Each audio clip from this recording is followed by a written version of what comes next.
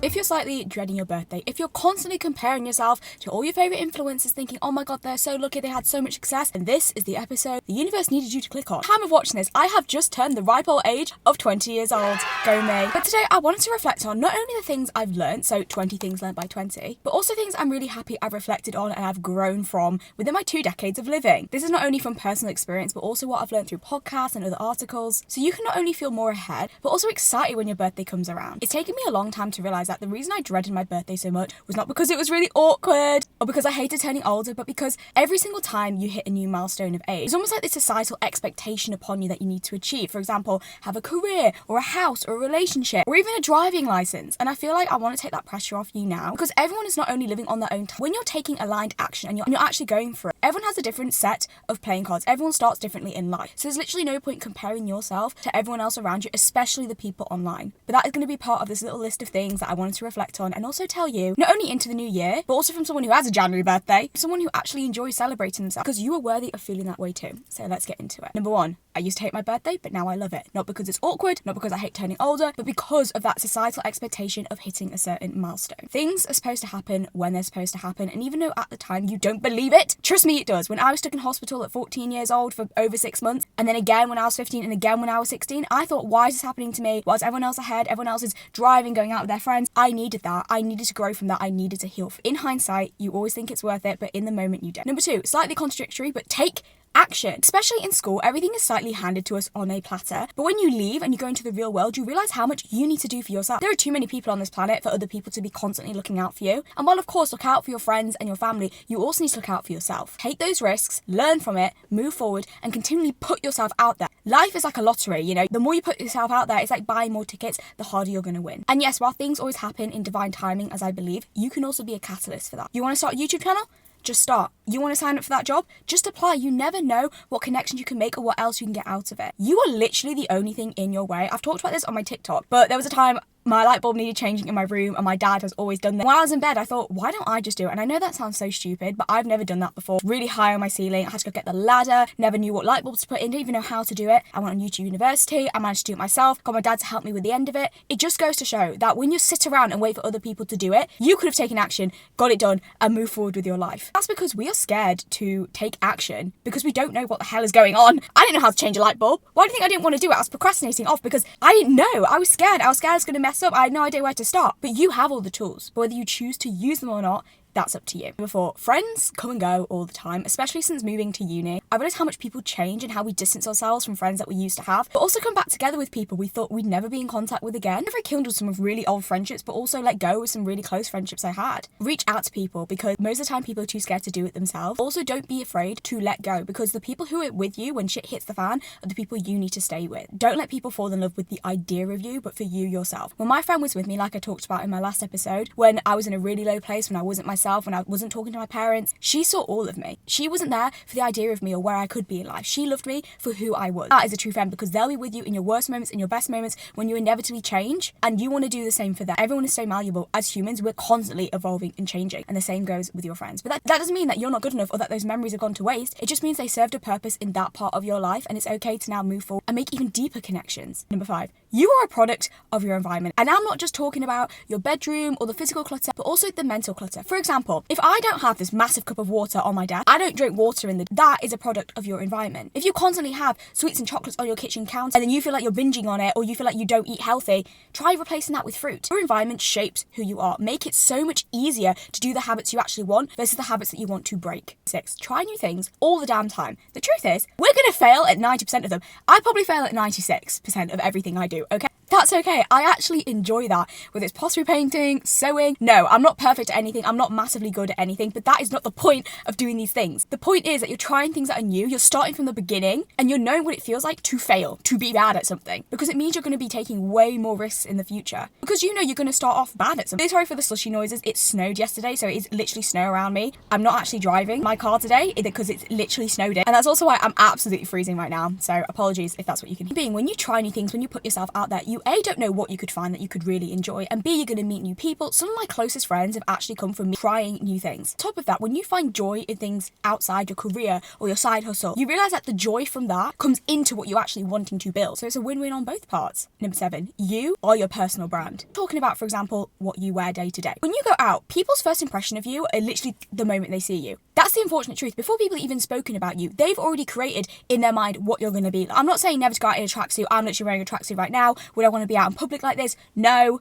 On the internet like this? Yes. Let's say you want to go for a job interview. Think about the fact that you're also representing the person you're wanting to work for. The way you present yourself on the outside shows how you feel about yourself on the inside. When you look like you look after yourself, you look more trustworthy because you look like you can look after whatever job you're doing. And that doesn't just go for job interviews, but also how you're walking around town, how you walk into the bank. Every time you go out, you're building your personal brand. And that's something I wish I took into account way earlier when I was in my teens, especially when I was meeting quite important people. But you know what? That was a mistake I made and will not be moving into my next decade of life. So please learn from me. And if you're meeting people, that's something you feel confident in. And most importantly, remember that you're not only representing who you are, but where you are as well. Number 8, if something isn't planned, it won't happen. If you want to start reading and you don't put in your calendar, you don't write down somewhere, I'm going to read before bed, it ain't going to happen. If you put down, I'm going to start meal prepping, if you don't write down when you're going to meal prep, it ain't going to happen. You have all these ideas in your, and then unless they manifest into a calendar, into a space where you're going to do it, your old habits are just going to take over because we prefer ease and repetition over trying new things and friction. So when I wanted to start actually making a podcast, I had to put in my calendar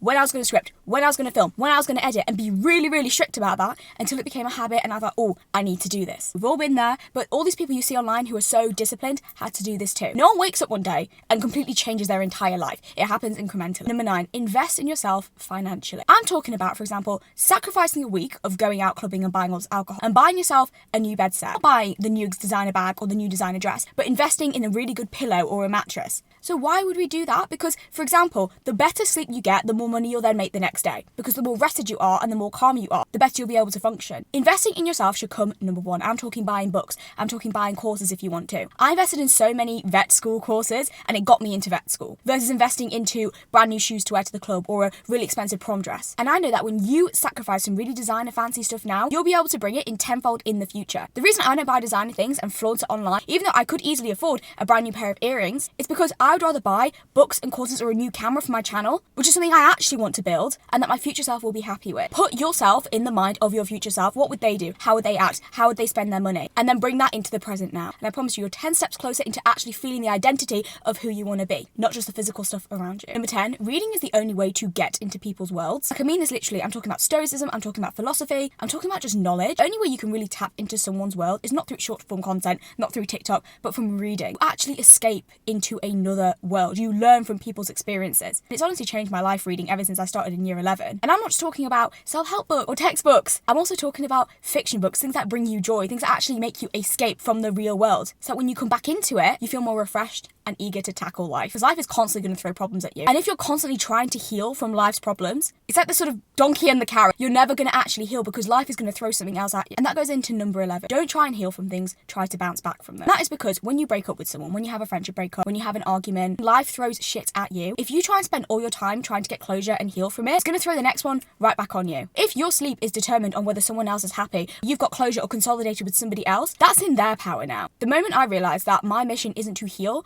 but to bounce back from a situation, yes, you can be upset. Yes, you can grieve. Yes, it can be annoying. Yes, you might lose a little bit of sleep about it. When you realise that actually healing from it is a waste of damn time because life is going to throw a great big curveball at you the next day, you realise that you are so much happier because you're no longer chasing something that isn't actually real. Number 12, listen more than you talk. I don't know if you can tell, I'm a yapper and I will chat and chat and chat and chat and chat and never let anyone else get a word in. The minute I actually slow down, listen to other people, not only did I learn so much more and got to see things from other people's perceptions, but it actually makes you realise that when you're listening, you are learning and also retaining your information. Of course, be generous with your information, but let other people speak too. Because if you're a chatterbox like me, and if you can get a bit anxious like me, you end up just talking, and then you realise you didn't really learn anything about the other person you were with. 13, never text after 10 p.m. 14, never text drunk. You're going to regret what you say. There's going to be a lot of apologies the next day. Save yourself that pain and just turn off your messages, because I've done it way too many times, and every single morning I regret. You're often tired, you're overthinking, you say things you don't mean, and sometimes when you say something you can't even take it back. So just leave it to the morning, because those kind of things can wait. 15, money will come and go and you won't be buried with it. I have come from a family where some people are very money hungry, and it breaks people. It breaks family members, and it makes me realise that actually the connections you have with other people is so much more important than money. And I know that's easier said than done. When someone's really comfortable, you know, they've got food on the table, money won't solve all your problems. And I know that because I've lived with money and without money. Because when you're with money, you just have different problems, but they're still problems and they're still valid. When you're without money, your problems are just enhanced because there's so much stress around it. The truth is, you can't be buried with it. Of course, live to be comfortable. Also realise you have enough money. Unless you've A, fixed the habits, and B, solved your problems,